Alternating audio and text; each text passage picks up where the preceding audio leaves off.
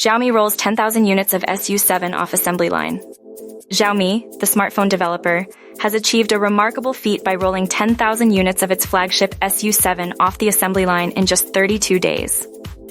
This impressive production milestone showcases the company's rapid entry and success in the electric vehicle (EV) market. The substantial production output aligns with the encouraging orders received for the SU7, indicating a strong start for Xiaomi in the competitive vehicle manufacturing segment. The company's ability to swiftly meet the demand reflects its promising position in the EV industry.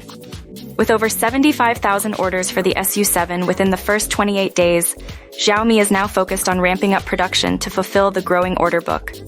The company aims to deliver 100,000 SU7 EVs this year, demonstrating its commitment to meeting the high demand for its innovative electric vehicles. Xiaomi's ambitious plans for expansion into new markets and its vision of global presence make it an automaker to watch. The SU7's successful launch and rapid production signify an impressive start for Xiaomi in the EV arena.